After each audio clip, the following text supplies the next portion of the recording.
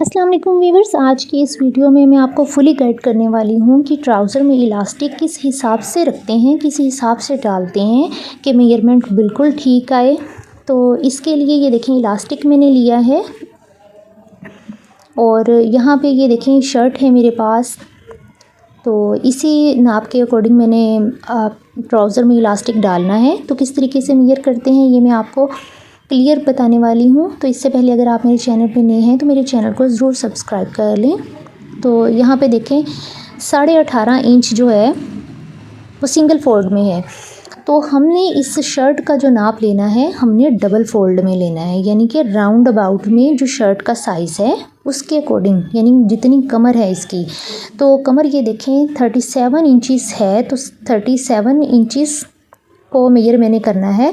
इसमें से 6 इंचिस मैंने माइनस कर देने हैं। तो देखिए मेरे पास 31 इंच आता है, यानी कि राउंड अबाउट में जितना भी हमारे पास इसकी मेजरमेंट है ना शर्ट की, कमर का जो नाप है उसके से हमने 6 इंच कम करके इलास्टिक डालना है। तो यहाँ पे जो इलास्टिक मैं कटिंग करूँगी वो 31 इंच मैंने इलास्टिक कटिंग करना है, ठीक है।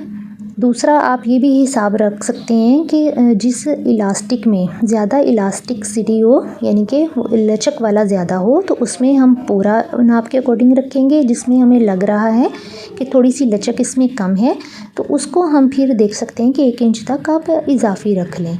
तो यहाँ पे कमर के हिसाब से आप इलास्टिक डालें तो बिल्कुल परफेक्ट आपका नाप के मुताबिक इलास्टिक डलेगा।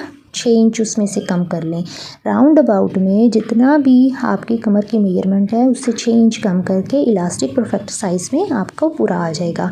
तो यहाँ पे अब मैं आपको इलास्टिक डालने का तरीका बताती हूँ।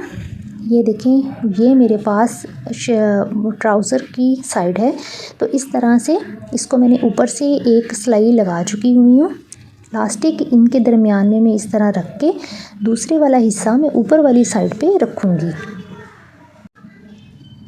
अब इसके ऊपर मैं सिलाई लगा लूँगी और इस सिलाई को मैं 1-2 बार पक्का कर लूँगी। इस सिलाई को पक्का करने के बाद ये लंबाई में मैं पूरी सिलाई लगाऊंगी।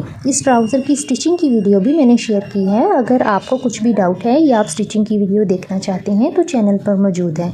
ये देखें इलास्टिक को मैं इस तरीके से अटैच करने के बाद जब मैं इसको सीधा करूँगी तो देखें इनविजिबल सी स्टिच आ जाती है, कहीं पर भी कोई झोल वगैरह का मसला पेश नहीं आता। तो इस तरीके से आप इलास्टिक को अटैच करें। इसके बाद ये देखें जब इलास्टिक को मैंने लगाना है तो ये देखें अंदर की तरफ इलास्टिक है और कपड़े के ऊपर सिलाई लगानी है आपने, इलास्टिक के ऊपर आपने सिलाई नहीं लगानी। तो इस तरह से आराम आराम से आप सिलाई लगाते जाइए तो कोई दिक्कत पेश नहीं आएगी। और जल्दी भी किसी बात की नहीं है कि आपने बहुत फास्ट काम करना है, ऐसा बिल्कुल ना करें। ये देखें इस तरह आराम आराम से आप इलास्टिक को अटैच करें और जहाँ भी आपको लग रहा है कि इलास्टिक कम रह गया है तो इलास्टिक को इस तरह से खींच के आप फिर लगाना शुरू कर दें।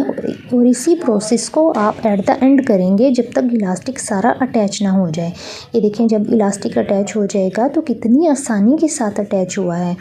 अब जब आपने ये वाली सिलाई लगा लेनी है तो आपने क्या करना है कि आपने मशीन का बखिया बड़ा कर लेना है, क्योंकि जब हम दरमियान में सिलाई लगाएंगे तो इलास्टिक भी होगा और इसमें हमें लचक भी चाहिए। तो हम इसको ज़रा खींच के लगाते हैं, इसलिए आपने बखिया बड़ा कर लेना है। यहाँ तक के बाद आप इलास्टिक को इस तरह खींच के इक्वल कर लेंगे और इस बात का यकीन कर लेंगे कि सेंटर पॉइंट को सेंटर पॉइंट के साथ जोड़ना है और दोनों तरफ स्पेस जो है वो एक जैसा रहे। उसके बाद जहाँ भी इलास्टिक फिक्स है, जो हमने फिक्स सिलाई लगाई थी वहाँ से हमने सिलाई लगानी शुरू करनी है और बखिया बड़ा रख लेना है। अब इसको मैंने पीछे से भी पकड़ के रखना है और आगे से भी खींचते जाना है और आसानी के साथ सिलाई लगती चली जाएगी। इसी तरह पूरी तरफ राउंड में मैंने सिलाई लगा लेनी है। अब ये देखें जब सिलाई अच्छे से लग जाएगी तो आप यकीन करें इतनी सफाई के साथ ये इलास्टिक अटैच हुआ है कि आपको खुद लगेगा कि ये बेस्ट वे है। और आप भी इसी तरीके से अपनी इलास्टिक को अटैच करें ट्राउज़र में, शलवारों में। और अगर कहीं भी कोई मसला या दिक्कत पेश आ रही है तो आप मुझे इंस्टाग्राम पे कोई मैसेज कर सकते हैं, आप मुझे कमेंट सेक्शन में बता सकते हैं, मैं आपको फ़ौरन हेल्प आउट करूँगी। तो ये देखें कितनी खूबसूरती के साथ इलास्टिक जो है वो अटैच हो गई है। आप भी इसी तरीके से अपने ट्राउज़र वगैरह डिज़ाइन करें। दुआओं में याद रखें। अल्लाह हाफ़िज़।